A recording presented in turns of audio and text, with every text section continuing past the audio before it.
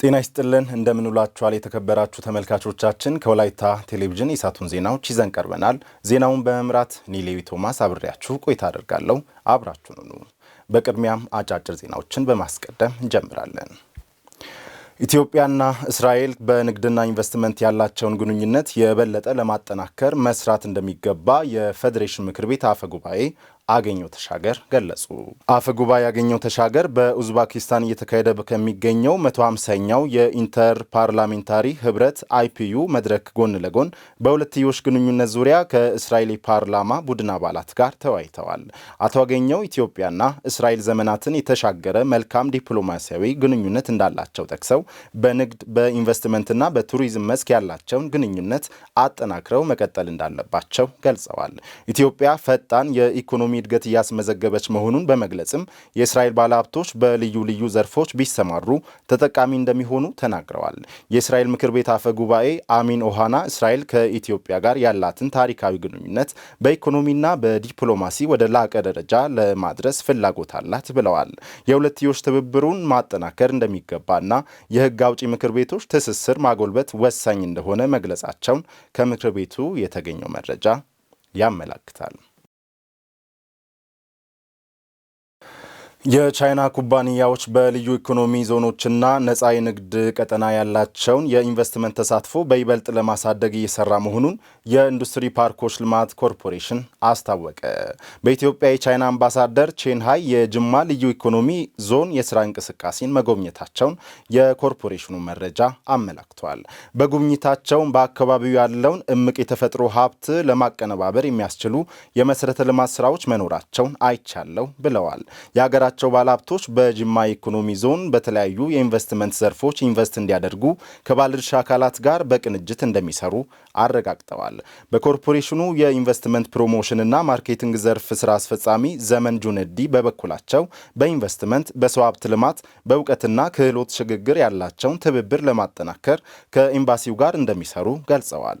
በመንግስት እየተወሰዱ ያሉ የኢንቨስትመንት ማበረታቻ የሪፎርም ተግባራት ስለመኖራቸውም ጠቅሰው በኢትዮጵያ ኢንቨስት ማድረግ አዋጪ መሆኑን አስረድተዋል።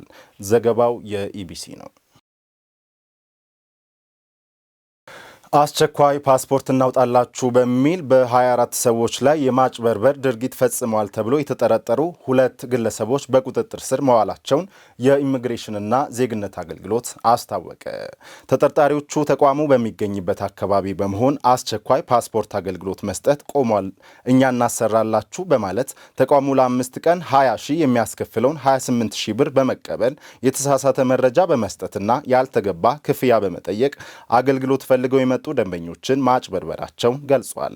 ተቋሙ ከኢትዮጵያ ፌዴራል ፖሊስና ከአዲስ አበባ ፖሊስ ጋር በመተባበር በደረሰው ጥቆማ መሰረት ባደረገው ክትትል ግለሰቦቹ ለሕግ መቅረባቸውንና ተገልጋዮች የከፈሉትን ክፍያ ማስመለስ መቻሉን ከኢሚግሬሽንና ዜግነት አገልግሎት ማህበራዊ ትስስር ገጽ የተገኘው መረጃ ያመለክታል። አገልግሎት ፈልጎ የሚመጣ ደንበኛ በተቋሙ መረጃ ዴስክ በመቅረብ መረጃዎችን ማግኘት እንደሚገባና የተቋሙን ማህበራዊ ሚዲያ በመከታተል ወቅታዊና ትክክለኛ መረጃ በመቀበል ከአጭበርባሪዎች ራሱን እንዲጠብቅ አገልግሎቱ አሳስቧል። ዘገባው የኢዜአ ነው።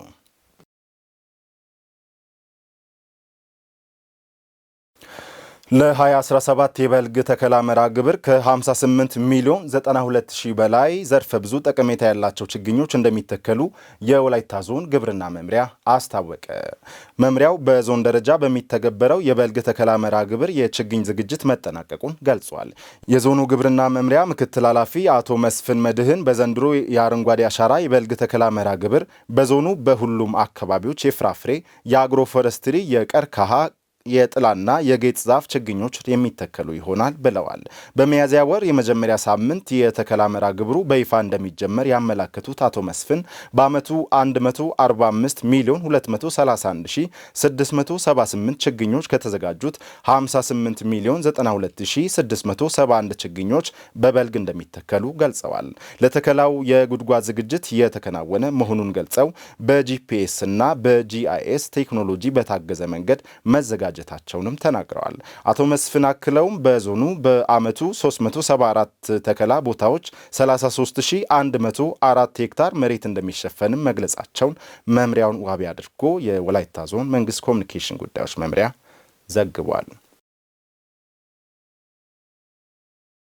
ዞን አቀፍ ማህበረሰብ ተኮር ምክክር ዙሪያ ያዘጋጀው የአስተባባሪዎችና አመቻቾች የአሰልጣኞች ስልጠና መጠናቀቁን የወላይታ ዞን ሰላምና ጸጥታ መምሪያ አስታወቀ።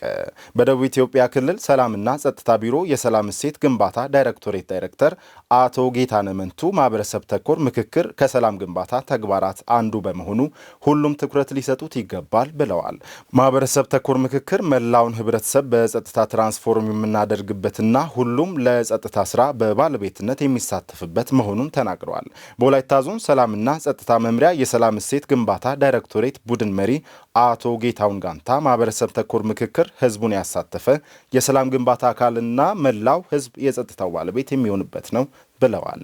ህዝቡ ራሱ በችግር ላይ ተወያይቶ መፍትሄ የሚሰጥበትና መንግስት መፍታት ባለባቸው ጉዳዮች ላይ ተወያይተው የሚያቀርቡበት በመሆኑ የምክክር መድረኩ ፋይዳው ከፍ ያለ መሆኑን ገልጸዋል። በዞኑ ከ265 ሺህ በላይ የህብረተሰብ ክፍሎች የሚሳተፉበት ማህበረሰብ ተኮር ምክክር መድረክ እንደሚደረግም ከመምሪያው የተገኘ መረጃ ያመለክታል።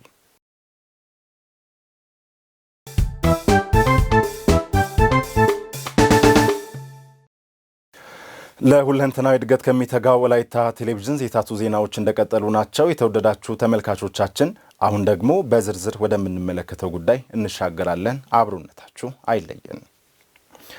የአርሶ አደሩን ምርትና ምርታማነት ለመጨመር የተለያዩ የግብርና ሜካናይዜሽን ዘዴዎችን ከመጠቀም በተጨማሪ የመሬት ለምነትን ለማስጠበቅ በማሳ አካባቢ ያሉ ባህር ዛፎችን የማስወገድ ስራ እየተካሄደ መሆኑን የቦሎሶ ሶሬ ወረዳ አስተዳደር አስታወቀ።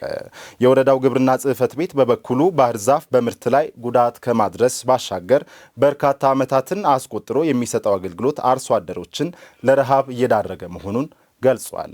ባህር ዛፍ ከጥቅሙ ይልቅ ጉዳቱ ያመዝናል የሚሉት የወረዳው አርሶ አደሮች ባህር ዛፎችን በነቀሉበት ቦታ የተለያዩ ምርቶችን በማምረት ተጠቃሚ እየሆኑ ስለመምጣታቸው ተናግረዋል። ፍሬህይወት ተስፋዬ ዝርዝር ይዛበታለች።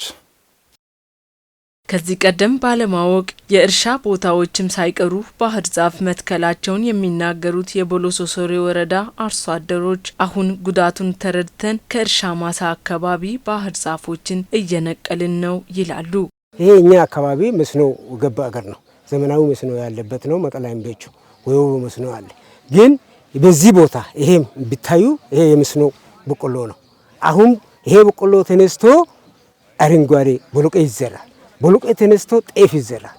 በአመት 3 የምናገኝበትን ብዙ አመት በነፃ ይዞት መሬታችን እንድንጠብቅ ተደርገን ተጎዳን።